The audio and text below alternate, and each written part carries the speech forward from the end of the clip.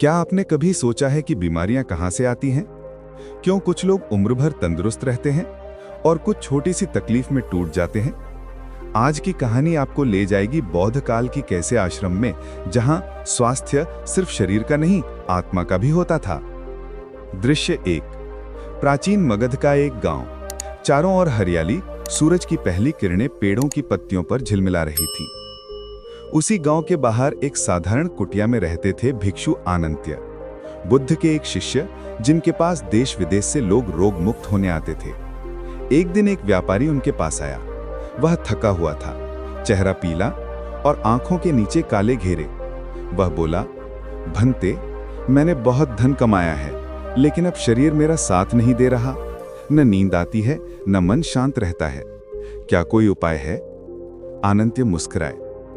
उपाय तो है, पर इसके लिए दवा नहीं, अनुशासन चाहिए। व्यापारी बोला, अनुशासन? लेकिन मैं दवा लेने आया हूं। भिक्षु बोले, दवा तो भीतर है। चलो आज से 5 सुबह मेरे साथ बिताओ, तुम्हें अपने भीतर की औषधि मिल जाएगी। दृश्य 2। पहली सुबह। भिक्षु ने व्यापारी को सूर्योदय से पहले उठाया। चारों ओर अंधेरा और शांति थी। उन्होंने कहा, जब दुनिया सो रही हो तब अपने भीतर जागो। उन्होंने व्यापारी से कहा, आंखें बंद करो, अपनी सांस को महसूस करो। हर श्वास कहती है, मैं जीवित हूं। धीरे धीरे व्यापारी का मन शांत होने लगा। पहली बार उसे महसूस हुआ कि उसका शरीर कोई मशीन नहीं, एक जीवंत चेतना है। दूसरी सुबह। भिक्षु उसे पास की नदी पर ले गए। उन्होंने कहा, जैसे ये नदी हर दिन नई होती है, वैसे ही तुम्हारा शरीर भी हर सुबह नया बनता है। इसे विष से मत भरना। उन्होंने उसे सिखाया, सुबह उठते ही गुनगुना जल पीना, सूरज की पहली किरण को देखना और आकाश की ओर गहरी सांस लेना। व्यापारी ने यह किया तो उसे लगा जैसे भीतर कोई रुकावट पिघल रही हो। तीसरी सुबह। भिक्षु ने कहा, आज तुम कुछ नहीं खाओगे, सिर्फ फल और जल। व्यापारी ने पूछा, लेकिन भूख? भिक्षु हंसे, भूख शरीर की नहीं, आदत की होती है। जब आदतें टूटती हैं तभी रोग दूर होते हैं। उस दिन व्यापारी ने सीखा, संयम ही सबसे बड़ा पोषण है। चौथी सुबह। भिक्षु उसे जंगल में ले गए। वहां उन्होंने कहा, देखो, हर पेड़ मौन में खड़ा है पर जीवित है। तुम्हें भी बोलने से अधिक मौन में रहना सीखना होगा। उन्होंने व्यापारी को सिखाया, मौन में मन की आवाज सुनो। उस दिन व्यापारी ने महसूस किया कि उसकी बीमारियां सिर्फ शरीर की नहीं, बल्कि विचारों की थीं। पांचवी सुबह। भिक्षु ने कहा, आज तुम मुस्कुराओ बिना कारण। व्यापारी हंसा। वह बोला, कई सालों बाद हंसा हूं। भिक्षु ने कहा, यही असली औषधि है। जब मुस्कुराहट बिना कारण आए तो समझो आत्मा स्वस्थ है। दृश्य 3।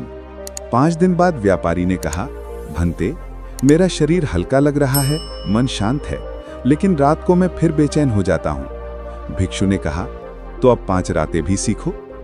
पहली रात। सोने से पहले कृतज्ञता बोलो।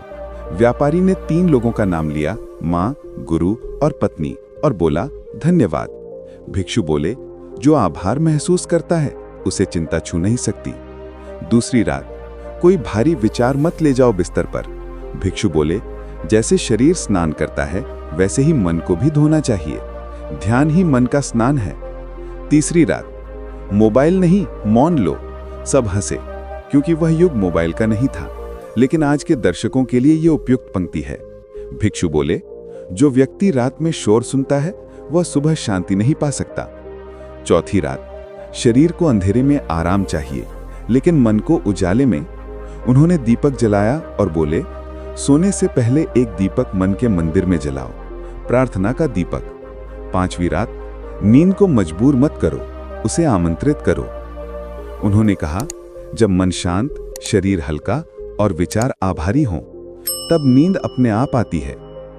दृश्य 4। 10 दिन बीत गए। व्यापारी का चेहरा अब दमक रहा था, आंखों में शांति थी। उसने कहा, भंते, मैंने हजारों स्वर्ण मुद्राएं खो दी इलाज में, लेकिन असली इलाज तो आपके पास था। भिक्षु मुस्कुराए। स्वास्थ्य कोई खरीदने की चीज नहीं, ये जीवन की समझ है। जो दिन को अनुशासन और रात को कृतज्ञता में जीता है, उसे रोग छू नहीं सकता। व्यापारी ने प्रणाम किया। वह बोला, अब मैं हर सुबह अपने भीतर जागूंगा और हर रात अपने भीतर धन्यवाद कहूंगा। दोस्तों, जब तक हम खुद को नहीं समझते तब तक दवाएं सिर्फ अस्थायी राहत देती हैं। स्वास्थ्य बाहर नहीं, भीतर का संतुलन है। सुबह जागना, मौन रहना, आभार मानना, यही सबसे सस्ता और सबसे सच्चा इलाज है।